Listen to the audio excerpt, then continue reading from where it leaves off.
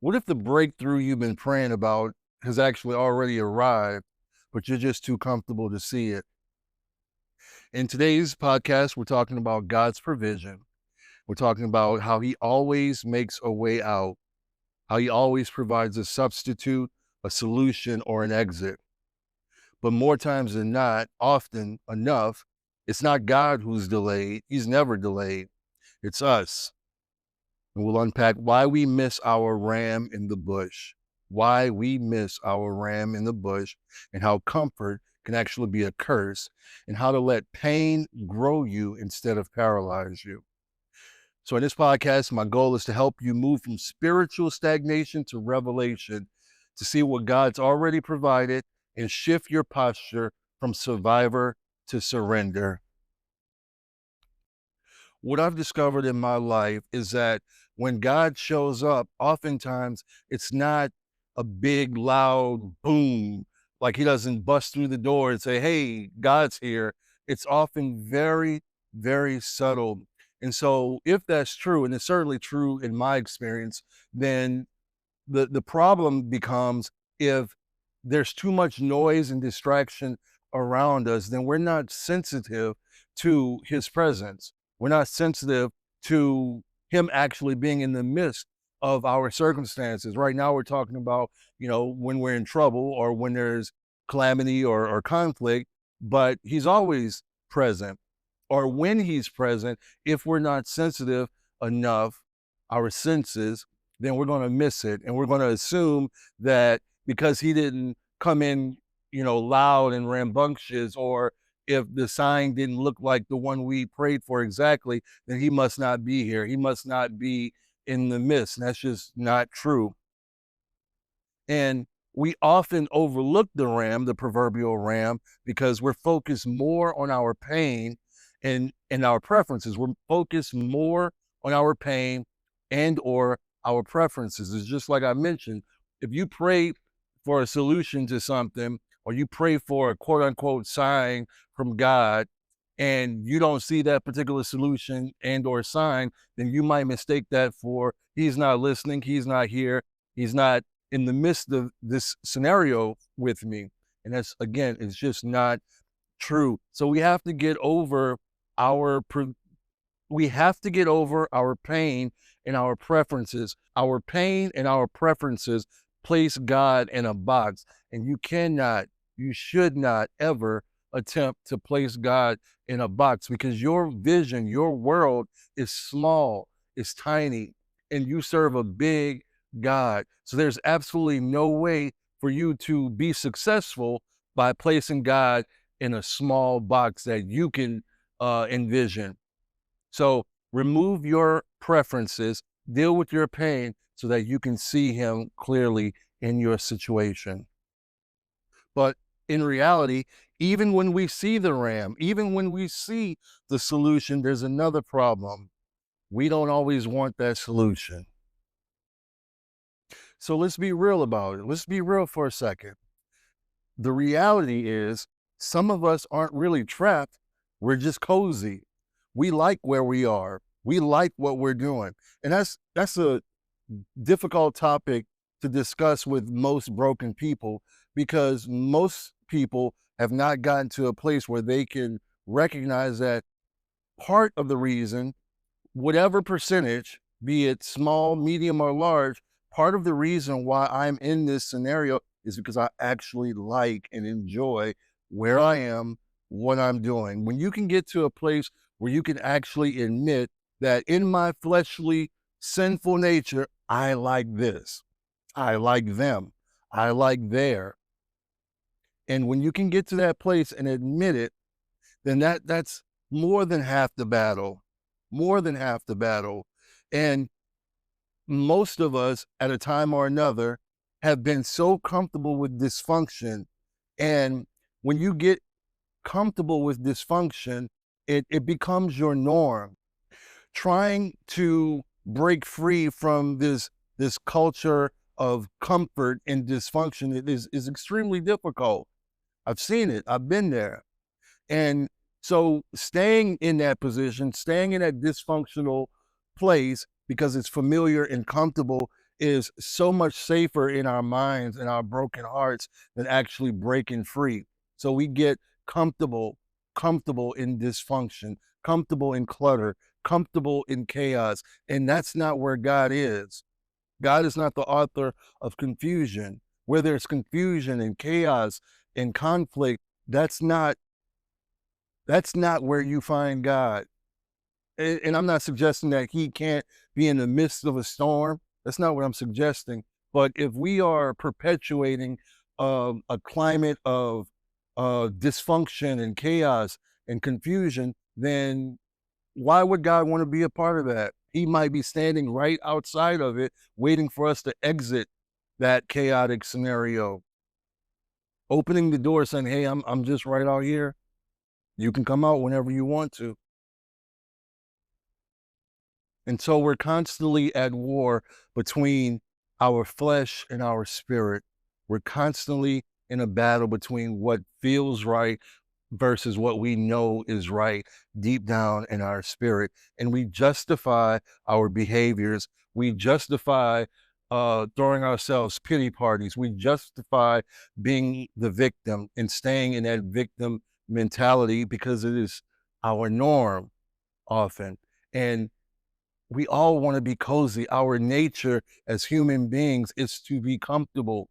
And so if we can create, whether knowingly or unknowingly, um, circumstance and scenario where something feels comfortable, whether it's right or wrong, is so far down on our totem pole. That's not what we care about. We care about being comfortable. So we just have to be so careful in our lust and thirst for being comfortable that we're not actually being comfortable in something that's harming us, knocking us off of our course. And when we resist growth, we extend the season of suffering that God never meant to last forever. Because the reality, pain is not permanent, but it is a teacher. And God never wastes it. God never wastes pain, and you shouldn't either. You should not waste what you've been through. You've been through storms. You've been through the mud. And if you discredit that, or if you hide that in your shame or your guilt, then you're not getting the reward for having persevered.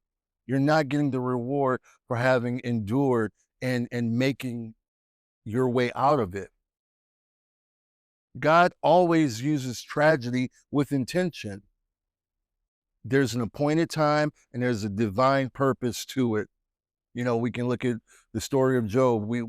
Most of us are familiar with that. God does not endeavor to drag you through the mud. A lot of people, when they're going through something, just like Job, the people around you or even you look at it and say, well, I must just be a terrible person. I know so many people that have done things, unsavory things, and then there were ramifications in their life for decades, and they still held on to the belief that I somehow must be cursed in this area because of what I did in 2001.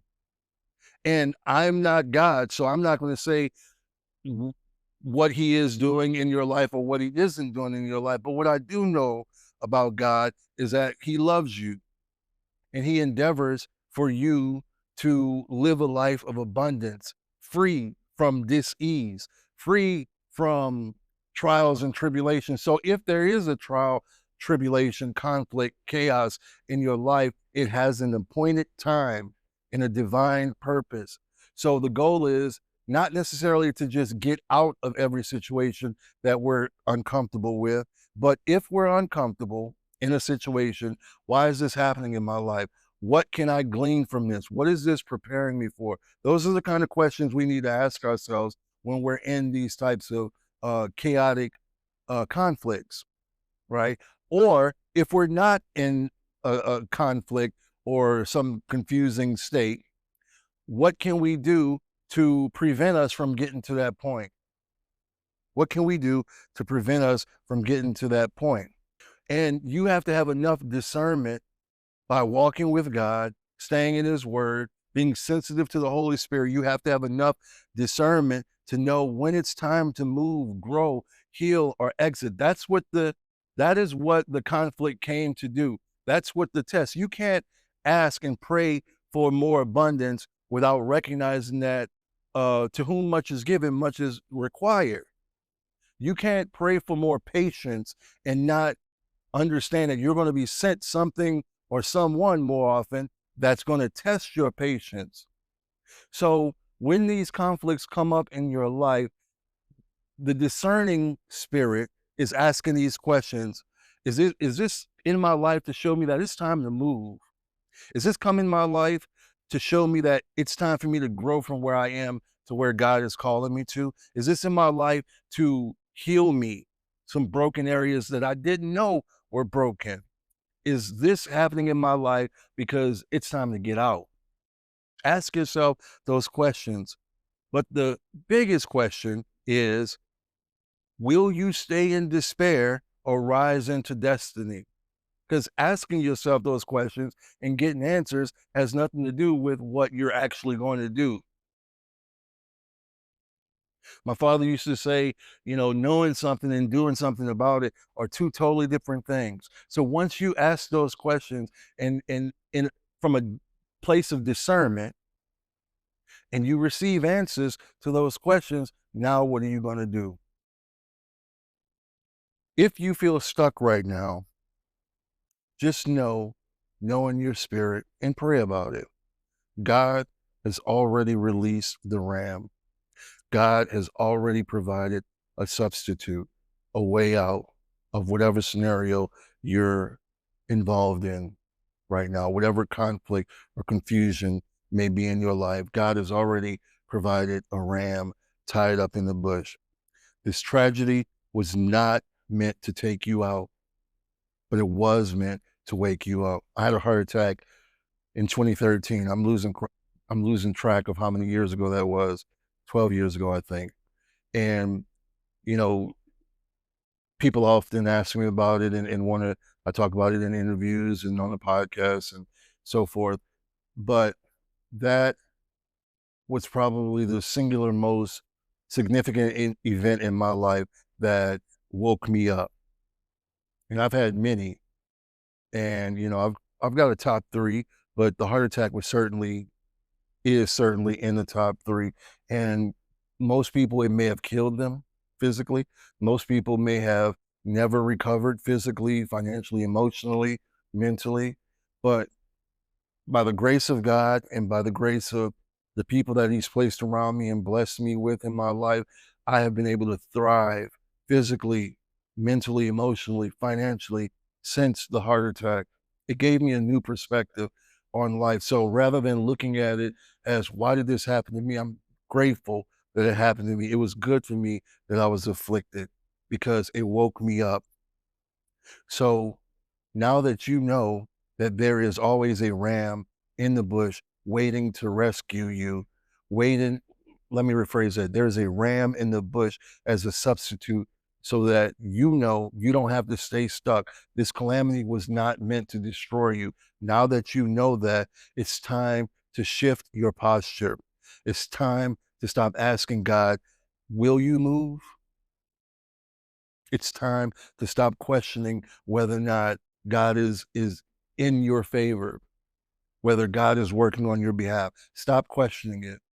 If you've been questioning it, repent and ask God for your forgiveness because He has always been for you. And so we know that He has already provided everything that you need. He's done His part. Now it's your turn. If this spoke to you, don't keep walking alone. You don't have to do this alone. The greatest changes, the greatest, most impactful changes in my life occurred when I gave loving, trusting, God-fearing people access to my life to help walk through this thing with me. I used to be isolated on an island, trying to do it all alone, hiding my sin from people and running from my way of life, my way of thinking. And when I allow people access to my life, that's when the gates of heaven open up for me. And that's what I want to offer to you. So if you haven't already, hit the subscribe button, share this podcast with somebody who's been stuck for way too long and you want to see them out. If you're ready to stop surviving and start thriving and breaking chains, send me a DM. Let's see how we can work together. I'm confident that there's something that I have to offer you that will help you thrive and continue breaking these chains in your life. Until the next podcast, peace.